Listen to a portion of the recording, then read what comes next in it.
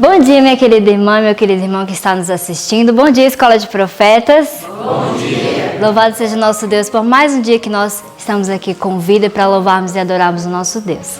Para a gente começar, nós iremos nos achegar ao trono de Deus. Vamos nos ajoelhar, vamos orar ao nosso Deus? Pai eterno que habita nos mais altos céus, louvado seja o teu nome, ó Deus, pela vida de cada um, Senhor, aqui presente, pela vida dos nossos queridos que estão em casa. Muito obrigado, ó Pai, porque essa linda família que o Senhor une por teus misteriosos laços, está aqui, Senhor, juntos para a glória do teu nome.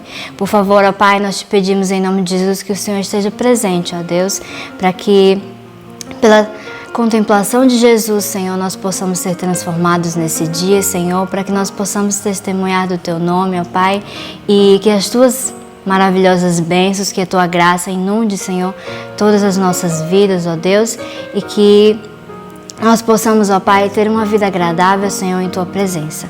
Por favor, ó Pai, nós te pedimos isso em nome de Jesus. Amém.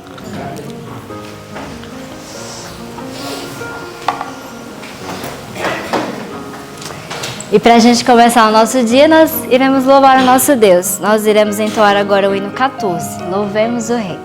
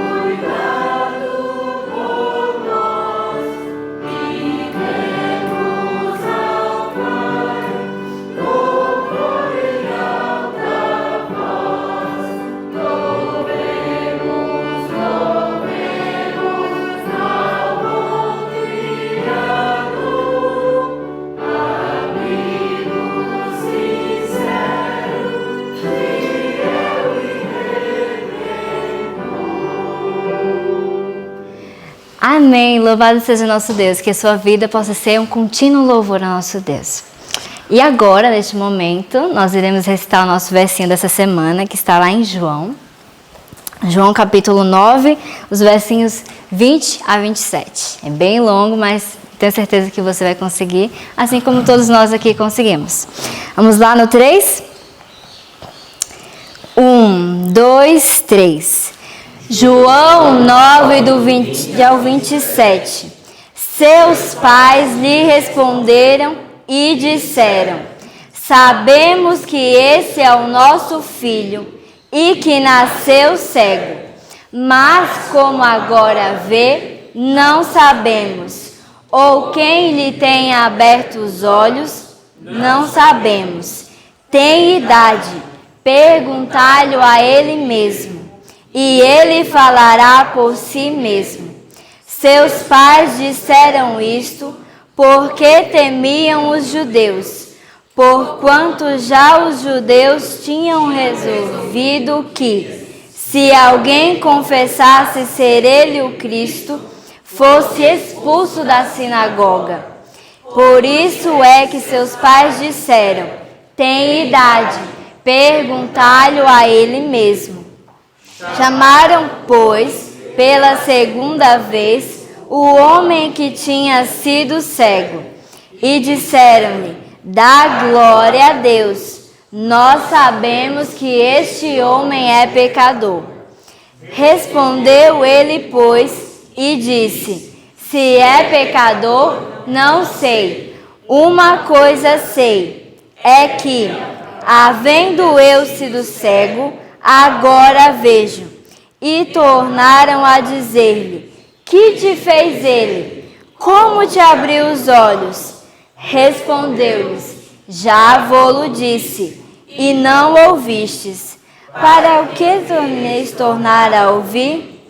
Quereis, porventura, fazei-vos também seus discípulos? João 9, do 20 ao 27. João 9, do 20 ao 27. Seus pais lhes responderam e disseram: sabemos que esse é o nosso filho e que nasceu cego. Mas, como agora vê, não sabemos. Ou quem lhe tenha aberto os olhos, não sabemos. Tem idade, perguntai-lhe a ele mesmo, e ele falará por si mesmo. Seus pais disseram isto porque temiam os judeus, porquanto já os judeus tinham resolvido que, se alguém confessasse ser ele o Cristo, fosse expulso da sinagoga. Por isso é que seus pais disseram: tem idade, perguntai-lhe a ele mesmo. Chamaram, pois, pela segunda vez o homem que tinha sido cego, e disseram-lhe: dá glória a Deus. Nós sabemos que este homem é pecador. Respondeu ele, pois, e disse: se é pecador, não sei. Uma coisa sei, é que, havendo ele sido cego, agora vejo. E tornaram a dizer-lhe: que te fez ele? Como te abriu os olhos?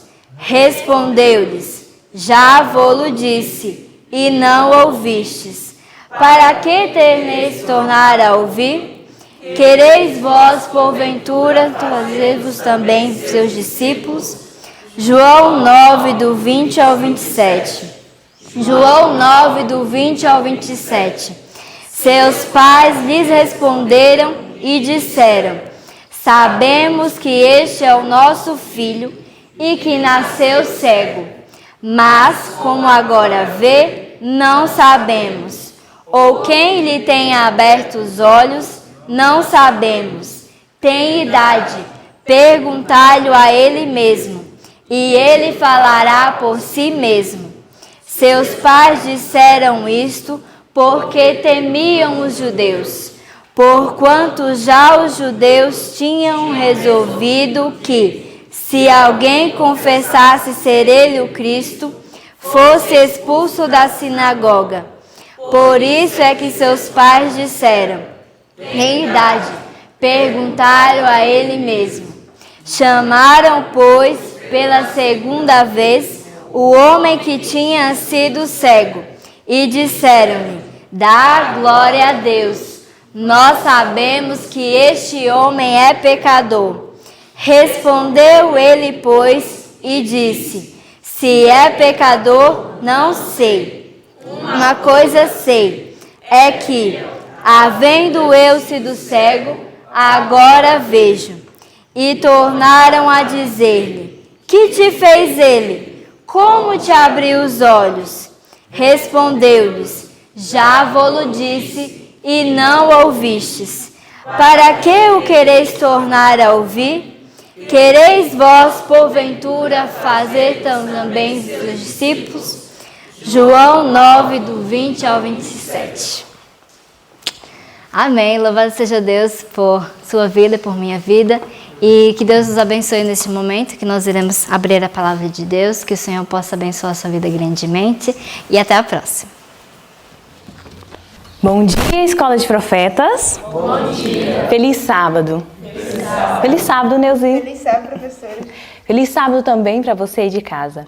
Que você possa aproveitar esse dia para conversar com o Senhor, entregar o seu coração para Ele. E é certo que o Senhor vão ouvir essas pessoas que estão clamando aos pés do nosso Senhor, né? Amém. para começarmos o nosso estudo, né, que foi tão maravilhoso, e o Senhor tem grandes coisas reveladas para nós, né? Maravilhosas, o amor de Deus. Nós vamos começar orando. Orando hoje, sabe por quem? Pelos doadores. Aqueles que têm contribuído para o avanço do Evangelho, para os missionários lá fora, que têm levado a mensagem de vida e de esperança para outras pessoas. E de uma forma ou de outra, essas pessoas também têm sido missionárias, né? Porque cada um doa o que tem para o Salvador e o Senhor tem operado da forma que mais lhe apraz. Amém. Então nós vamos orar hoje pelos doadores. Vamos? Vamos.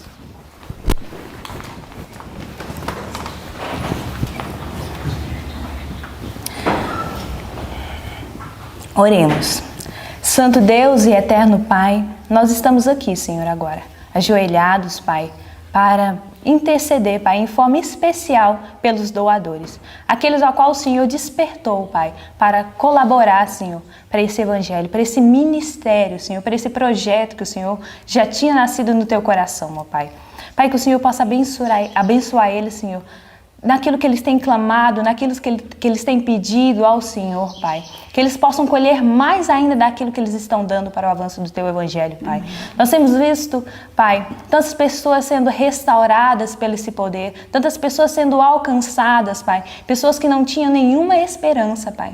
Pessoas que não conheciam o Senhor, mas agora conhecem o Senhor, têm esperança no Senhor e é um de nós, Pai. E eu creio também que essas pessoas que foram alcançadas, Pai, vão também, Pai, compartilhar desse Evangelho. Outras pessoas vão serem alcançadas, ó Pai. Nós não podemos ter visão, Pai, aonde vai chegar isso, mas nós sabemos que o Senhor é poderoso e o Senhor vai fazer infinitamente mais. Amém. Mais daquilo que nós clamamos ao Senhor, mais daquilo que nós vemos, ó Pai. Que o Senhor possa abençoar essas pessoas que têm colaborado, Senhor, para o avanço desse Evangelho, Pai. O Senhor possa abençoar a saúde deles, os filhos deles, ó Pai. Abençoar os projetos, as empresas que eles têm, ó Pai. Que seja tudo dedicado a Ti, consagrado a Ti, ó Pai. Nós queremos que o Teu amor e o Teu favor se chegue até eles, ó Pai. E que eles possam sentir o toque do Senhor nessa manhã, ó Pai. Te agradecemos porque o Senhor levantou eles, ó Pai, como uma coluna também desse projeto, Pai. Obrigada por tudo que o Senhor tem feito em nossas vidas através dessas pessoas que são um conduto do Senhor e tudo ainda que o Senhor vai fazer na vida deles, ó Pai. Te agradecemos assim, em nome de Jesus Cristo. Amém.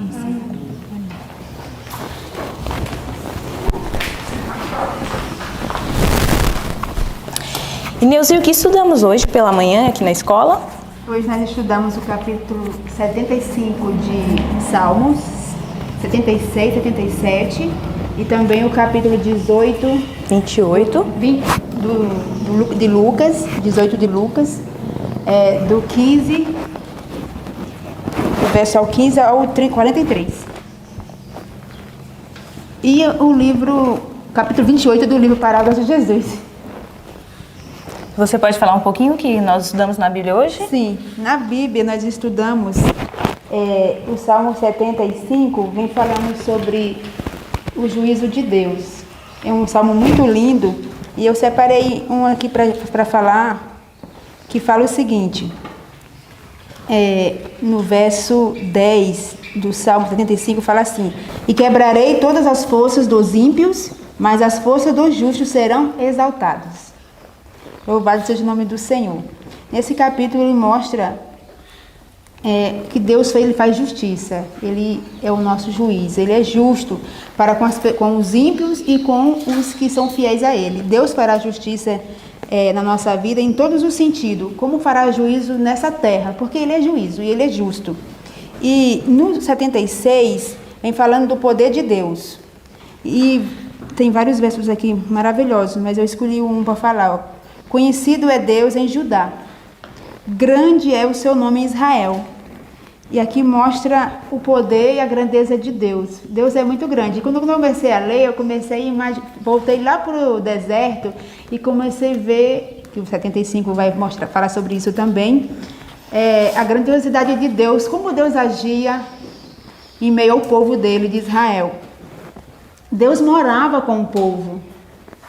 As nações vizinhas sabiam que Israel tinha o Deus morando junto com eles. Deus morava no tabernáculo. Aquele povo sabia, o povo de Deus ele era temido.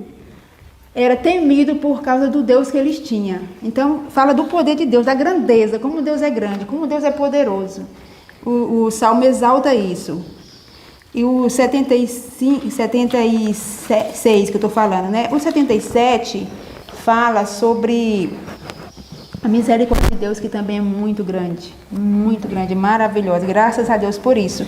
E o verso que eu escolhi tem vários, mas eu vejo o número 1, que ele fala assim: clamei a Deus com a minha voz, a Deus levantei a minha voz e ele inclinou para mim os ouvidos. Então, quando nós clamamos a Deus, Deus, ele ouve o nosso clamor e ele responde o nosso clamor. Que coisa maravilhosa. No verso, aqui no capítulo 77, no verso 19 e 20, ele diz o seguinte aqui, 19 e 20. O teu caminho é no mar e as tuas veredas nas águas grandes, e os teus passos não são conhecidos. 20. Guiaste o teu povo como a um rebanho pela mão de Moisés e de Arão. Foi aí que eu contemplei a época que o povo vivia no deserto, a grandeza de Deus. Moisés passando com aquele povo no mar, o mar se abrindo, e aquela multidão passando, e todos eles vendo a grandiosidade de Deus, a misericórdia de Deus com aquele povo. E isso foi divulgado até o nosso tempo. Nós recebemos essa mensagem também. Então, nós vemos aqui a misericórdia de Deus e o seu poder, que é grandioso. É grandioso demais. Então, é um verso maravilhoso. Eu convido você aí de casa a ler e a meditar. E nesses capítulos aqui dos Salmos. Está maravilhoso mesmo. Amém. E no capítulo 28 de Parábolas de Jesus, vem para o título O Maior dos Males, né? Vem nos apresentando a graça, a bondade de Deus e a misericórdia de Deus que está por todas as pessoas. Ricos, pobres, diferentes de nações. Então vem mostrando que o Senhor tem graça e misericórdia para todas as pessoas, né? E o livro começa nos abordando que a verdade sobre a livre graça de Deus naquela época tinha sido perdida, né? Porque eles pregavam o quê? Que para você merecer a graça e a misericórdia de Cristo, você tinha que fazer alguma coisa. E eles que estavam em uma posição lá no Sinédrio, uma posição maior, acreditavam que eles eram o quê? Mais abençoados por Deus, porque tinham dinheiro, eram mais ricos, e os pobres não tinham tanta graça, não tinham tanta misericórdia. E que para eles possuírem essa graça e essa misericórdia, eles tinham que fazer alguma coisa. E os discípulos possuíam esse pensamento. Acreditavam que eles não tinham tanto o favor de Deus, não eram tão abençoados porque eram pobres. Eles acreditavam que eles tinham merecimento, né, do favor de Deus. Isso Eles mesmo. acreditavam que ele tinha Isso merecimento. mesmo. E aí nos acontece uma situação aqui que vai expandir o que estava acontecendo ali, né? O Senhor Jesus estava indo no seu caminho e foi abordado por um jovem, um príncipe rico, né? E ele pega e fala assim: bom mestre, o que eu faço para herdar o reino dos céus? E o Senhor ainda diverte ele: bom só Deus. Mas Jesus fala para ele assim, para você herdar o reino dos céus, você tem que guardar a lei. E todo o seu caráter, tudo que você fazer, as suas ações têm que exprimir a lei e o caráter de Deus. Isso que o Senhor falou para ele, não foi? Mas aquele jovem acreditava que ele guardava os mandamentos. E ainda ele fala assim: eu tenho guardado a sua lei. Desde pequeno, desde novinho eu tenho guardado a lei. Só que o padrão de Deus para guarda da lei é Ele mesmo. É o caráter dele mesmo. Então, o espelho de Cristo para guarda da lei, para um caráter bom e bem moldado, é o próprio caráter de Cristo. Aí o Senhor fala para ele que para guardar a lei, o padrão seria o mesmo padrão que Adão guardava no Éden. Perfeito. A lei guardada, perfeita. Ou seja, você tem que possuir o caráter de Cristo. Então, o padrão de Cristo era o quê? Ele mesmo. E era isso que nós estávamos conversando ontem na cozinha, né? Porque se você quer exprimir Cristo realmente em perfeição, é só realmente adquirir o caráter de Deus. Então, para ele não tem outro padrão a ser comparado a não ser ele mesmo. Então, ele fala para os jovens: você tem que ser perfeito, como eu. Como Adão guardava a lei, você também tem que guardar, né? Mas o jovem, ele tinha o mesmo conhecimento dos rabinos da época, né? Ele entendia as tradições, ele não tinha esse entendimento. Só que ele era sincero. Ele nem acreditava que Jesus era o Filho de Deus. Ele chamou Jesus rabino porque ele viu Jesus como apenas um rabino. Ele não viu, ele não chegou a Jesus crendo que Jesus realmente era o Filho de Deus. E quando a gente vai até Jesus não crendo que ele é o Filho de Deus, o que ele pode fazer por nós se a gente não crê nele? Isso mesmo. Só que aí o Senhor resume toda a lei em um só mandamento. Em qual mandamento? Jesus disse que é amar a Deus de todo o teu coração, de todo o teu entendimento e amar o próximo como a ti mesmo. Isso mesmo. Então o Senhor resume toda a lei em um só mandamento, né? Amar o próximo como a ele mesmo, né? Como a ti mesmo. E o jovem fala, eu tenho guardado os mandamentos, né? Mas ele não tinha profundidade, ele não sabia muito bem como guardar, ele conhecia, mas não se aprofundava em guardar a lei. E aí o Senhor faz o quê? Prova ele. Então vamos ver realmente se você tem guardado os mandamentos. Era superficial para ele. Era superficial, né? A lei que ele tinha guardado era superficial. Ele não conhecia muito a Deus, não sabia a respeito de salvação, enfim. O que ele acreditava era que pregavam, né? O favor de Deus vinha pelos seus merecimentos, daquilo que você fazia. E ele era rico. E tinha muitas posses. Então para ele tinha guardado, porque era mais fácil para ele. Ele era favorecido por Deus, né? Porque ele era rico. Então ele acreditava nisso. Então o Senhor prova eles. Então tá, se você quer ser perfeito, vende tudo que você tem e dá a quem? Aos pobres. E aí envolvia o quê? Amar ao próximo como a ti mesmo. Abnegação. Só que aquele jovem, ele era bom. Só que ele era o quê? Amante de si mesmo, porque ele amava as riquezas, ele tinha muito. E aí quando o Senhor provou ele, falou assim, ó, vende tudo que tem e dá aos pobres. O que ele fez? Foi embora. Ficou triste. Não quis, ele até saiu triste. Falou assim, não tem como eu fazer isso. Eu amo essas coisas, estou envolvido com isso, então não tem como fazer isso, né? Ele não entendeu que o maior privilégio seria seguir a Cristo, não seria as riquezas. Isso mesmo. E aquele jovem, ele fazia todas essas coisas, segundo ele, no que ele acreditava. Mas ele sentia falta de alguma coisa. Ele era vazio, né? Vazio dessa graça, vazio dessa misericórdia de Deus, desse favor de Deus. Mesmo assim, o Senhor viu nele o quê? Diz assim na página 393, né? Mas o parágrafo começa na página anterior. Mas no meio do parágrafo, o Senhor nos diz assim: ele viu alguém que poderia trabalhar como pregador da justiça. O Senhor viu nele que poderia investir nele. Viu nele um bom pregador. Porque ele era sincero, ele acreditava que ele estava fazendo as coisas certas. Então o Senhor viu nele um bom pregador. Mas ele não deixou o quê? Que o Senhor moldasse. Não se entregou ao Senhor, né? E o que impediu disso? Jesus amou ele. Jesus amou, como claro. Mas o que impediu ele? Porque ele tinha o quê? Reservas. Ele queria seguir a Cristo, ele queria fazer alguma coisa, mas ele tinha reserva, o quê? Uma carta na manga. Ou seja, o Senhor chama as pessoas para servir a Ele, o Senhor faz o chamado, mas você não pode possuir absolutamente nada. Tudo que você tem que ter é apenas Cristo. Tem que depositar tudo no altar do Senhor, né? Isso era apenas Cristo. Por quê o quê? O trabalho missionário é um trabalho muito difícil. É uma labuta, muito difícil mesmo. Mas quando você se sente apertado e você tem uma carta na manga, você tem uma reserva, você vai fazer o quê? Eu vou para ali.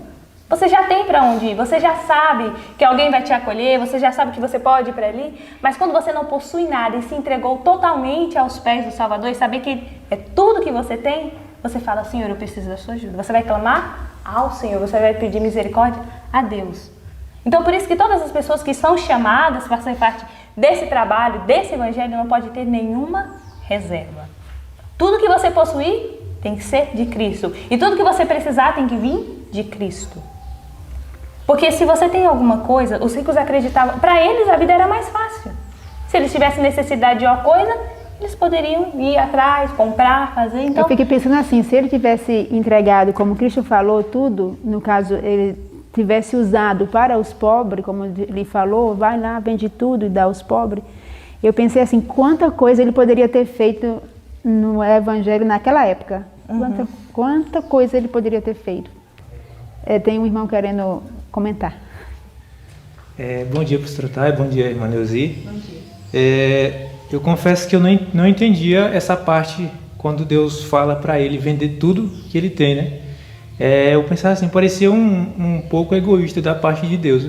Pensava comigo, né? Eu creio também que tem umas pessoas que pensam, que têm esse pensamento. Quando Deus pede para ele vender tudo. Só que aqui, se a gente for pensar qual é o maior, nem do mundo, mas de todo o universo, qual é o ser mais rico? É o próprio Jesus, o próprio Deus, né? E ele se esvaziou de toda a sua riqueza, né? Para vir aqui, para trabalhar em prol da nossa causa.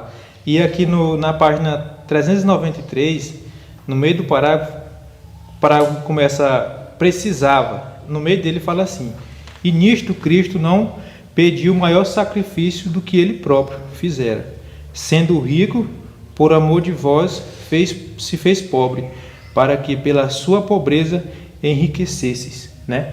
Ou seja, ele estava pedindo para vender tudo que ele tinha, só que ele não estava perdendo nada, ele estava, por contrário, ele estava ganhando mais riqueza ainda no céu, ele estava entesourando no céu.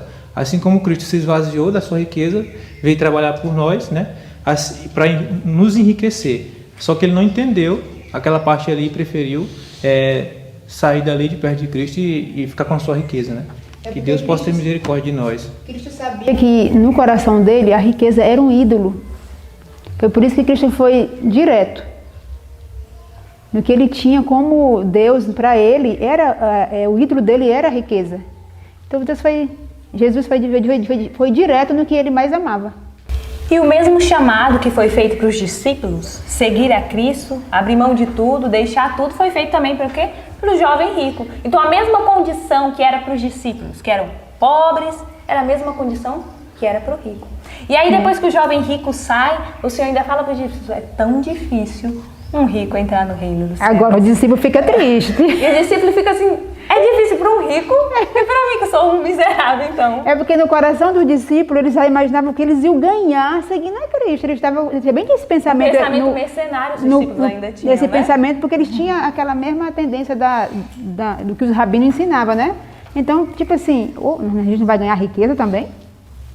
Mas eles acreditavam até que eles tinham mais favor do que os outros, porque eles estavam o quê? Seguindo a Cristo, eles estavam ali com Cristo. Ele falou assim: ok, então eu vou ter mais. Já que eles não têm, o Senhor falou assim que é por meio do Senhor e é pelos métodos do Senhor, tanto o rico como o pobre, todos vão ser, então eu vou ganhar mais, porque eu estou seguindo o Senhor, né? E Pedro agora faz a pergunta. Isso, mas antes disso, o Senhor falou o que para eles, ó?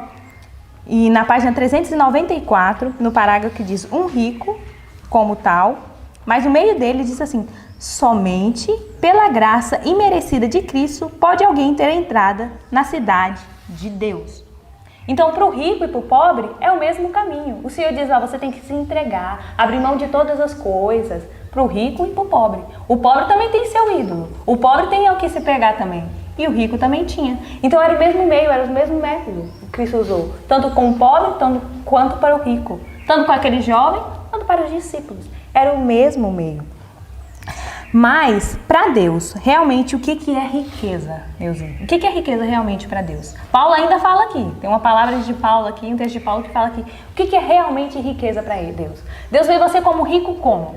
Não é possuidor de bem, de ter grandes empresas, de ter muitos funcionários, enfim. Riqueza para Deus não é isso. Totalmente diferente. A riqueza para Deus, tá lá, ó. Eu amo Paulo porque Paulo ele diz assim, bem, ó. No parágrafo que começa: as palavras do Espírito são dirigidas, mas lá embaixo, quase terminando o parágrafo, diz assim: o que para mim era ganho, reputei-me perda por Cristo.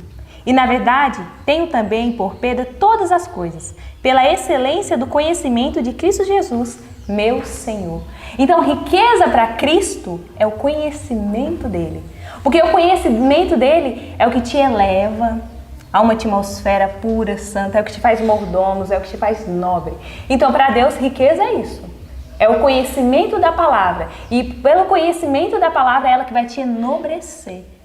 Para você ser herdeiro o quê? Do reino dos céus. Que está acima de qualquer riqueza dessa terra. Então, o conhecimento de Cristo é a maior riqueza que você pode possuir. E Ele quer nos dar. Seja rico, seja pobre, Ele quer nos dar esse conhecimento. Isso mesmo. Né? E aí Pedro fica meio interessado nessa conversa de Cristo saber, ali, né? Então o que vamos ganhar? Mestre, deixamos tudo, né? Tudo. Deixamos tudo por você, mestre. E agora o que nós vamos ganhar? E o Senhor disse assim, aquele que deixar pai, aquele que deixar mãe, aquele que deixar todas as coisas, seria recompensado por Cristo. E a recompensa seria o quê? O céu, o reino dos céus. Mas aí o Senhor conta uma parábola, para que Pedro entenda melhor como é estar envolvido no ministério de Cristo. E a Neuza vai falar um pouquinho dessa parábola para nós. É verdade. Ele vai contar a parábola aqui. Então Jesus contou a parábola da vinha dos trabalhadores, que é uma parábola excelente, maravilhosa, porque tem tudo a ver com o Evangelho. E ele contou que o Senhor saiu nas praças para ir buscar trabalhadores para a sua vinha. E combinou o salário, né? Combinou que ia pagar por dia aquelas pessoas. Foi lá e trouxe aquelas pessoas para trabalhar o dia todo. Só que depois ele voltou lá, né? E aí ele chamou outras pessoas que estavam ali sem fazer nada para trabalhar na vinha. E essas pessoas, ele não combinou o salário, ele falou que daria o que era justo. E essas pessoas confiaram no que o Senhor falou e simplesmente vieram sem perguntar, mas quanto vamos ganhar? Vieram. E no caso, eles trabalharam e quando terminaram, ele mandou pagar primeiro os que vieram por último, né? E depois pagar os que vieram primeiro. Quando os que trabalharam por último, né? Receberam e certamente viram os que trabalharam primeiro quanto ele recebeu, achou assim, poxa, nós vamos ganhar mais então, porque a gente trabalhou o dia inteiro, né? E vocês trabalharam menos tempo, então. Só que na hora de pagar os que trabalharam o dia todo, viram que era igual o salário. Então, os que trabalharam o dia todo não gostaram muito, porque acharam injusto, né? Poxa, eles trabalharam menos tempo e ganharam o mesmo que nós ganhamos. E foram falar com o senhor da vinha, né? Foram lá, certamente reclamar, foram falar. E aí nós vemos que aqui no livro vem explicando que os primeiros obreiros, eles tinham concordado com o que ia ganhar. E se refere, os primeiros que foram chamados para trabalhar o dia todo são os judeus, que receberam a mensagem de Cristo.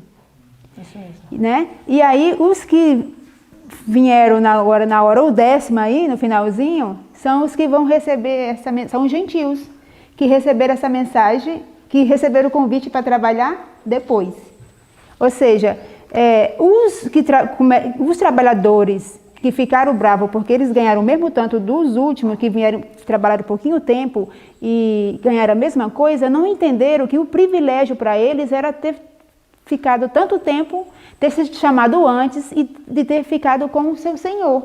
E eram para eles estar felizes. Tá feliz. Quando aqueles que vieram depois deles trabalhavam e receberam a mesma quantia. A mesma quantia. Né? Então era para eles ficarem felizes. Que bom que vocês também receberam. Mas o que estava no coração deles? E não era pelo que eles trabalharam mais tempo ou aquele que trabalhava mais tempo que o Senhor estava falando ali. Era o que estava no coração deles. Porque aqueles que foram chamados primeiro, começou a ter um coração assim... Injustiça, que injustiça é essa? Eu trabalhei mais do que eles, que eu estou aqui há tanto tempo. Ainda falando que nós trabalhamos no sol quente aqui, eles trabalharam só 1 hora e nós trabalhamos 12 horas e recebemos o mesmo salário.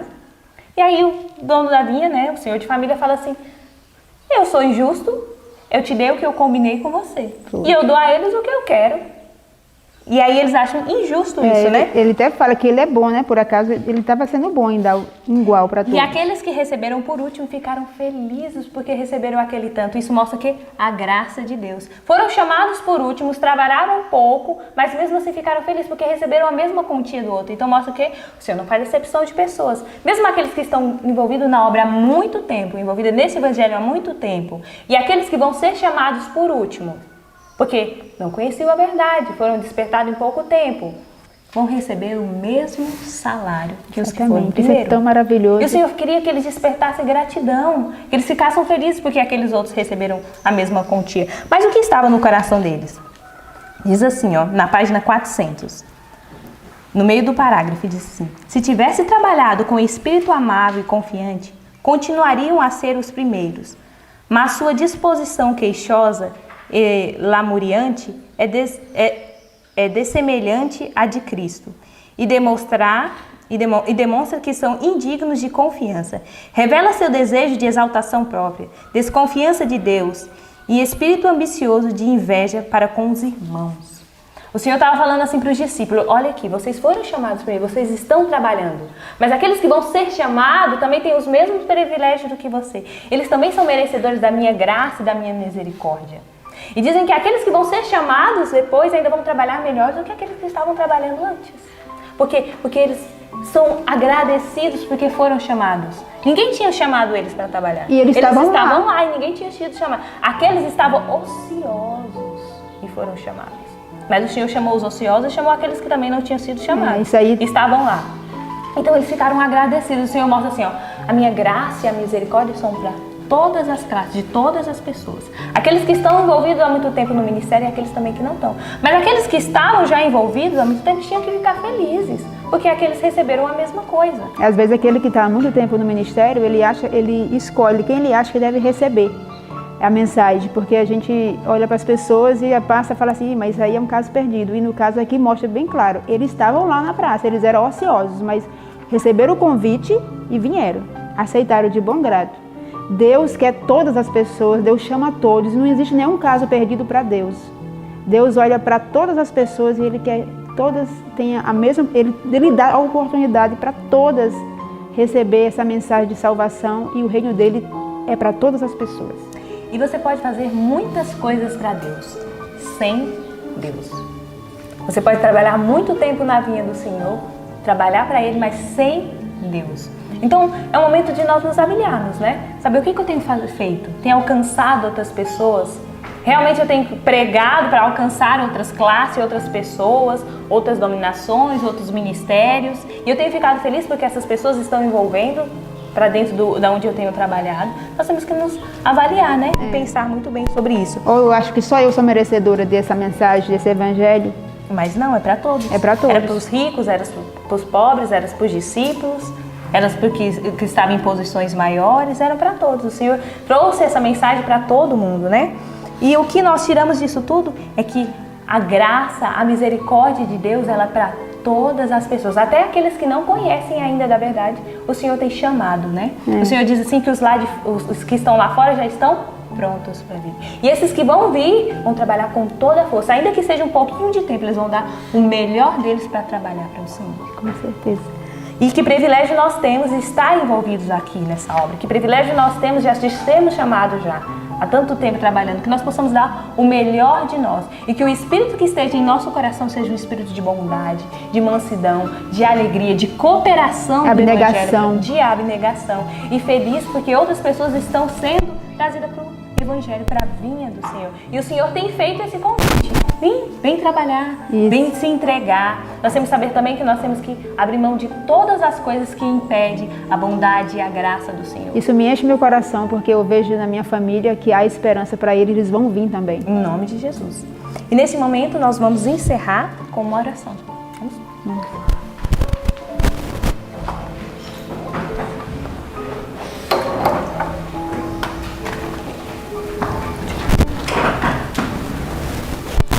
Grandioso Deus, amado Pai, obrigada, Senhor, por essa palavra que o Senhor fala ao nosso coração. Como o Senhor nos coloca aqui. Cada um de nós sabemos em que situação estamos quando estudamos sobre isso. Como o Senhor é grande e misericordioso. Como o Senhor nos ama e quer nos salvar. Nós te agradecemos pelo Teu Evangelho, te agradecemos porque Jesus deixou o Teu trono de graça e de glória para vir aqui nos buscar. Senhor, nós pedimos que nesse dia o Senhor transforme o nosso coração. Esteja também com nossos amigos que estão nos assistindo. Que certamente alguém hoje viu esse vídeo pela primeira vez. E talvez seja alguma pessoa que esteja buscando te conhecer e não está tendo entendimento através da Tua palavra. Que o Senhor envie o Teu Santo Espírito a essa pessoa. Que essa pessoa conheça Jesus. Que essa pessoa tenha um entendimento do Evangelho eterno. Senhor, nos usa para o Teu serviço. Transforma nossos corações. Nos ajude a amar o nosso semelhante e a querer nos doar para a Tua obra, para podermos levar as pessoas até o Senhor. Amém. Nos abençoa, Senhor, nesse dia. Um dia tão deleitoso, tão maravilhoso, que o Senhor abençoe cada um dos nossos amigos que está conosco nesse dia. E que essa mensagem venha ajudar algum coração que esteja se sentindo que é sozinho e que o Senhor não tem olhado para essa pessoa. Nós sabemos que o Senhor Os teus olhos estão em todos os cantos da terra e teus ouvidos estão atentos a qualquer clamor. Que o Senhor ouça a oração e o clamor do teu povo. E que o Espírito do Senhor prepare as pessoas, porque Jesus logo em breve virá nos buscar. Amém, Senhor. Fica conosco, ó Pai, transforme-nos para o Teu reino, nos prepare para o grandioso dia da volta do nosso Salvador. É que pedimos, Pai, não porque há mérito em nós, mas nos méritos do nosso Senhor e Salvador, Cristo Jesus. Amém. Amém, Senhor. Um bom dia e até amanhã. Até amanhã.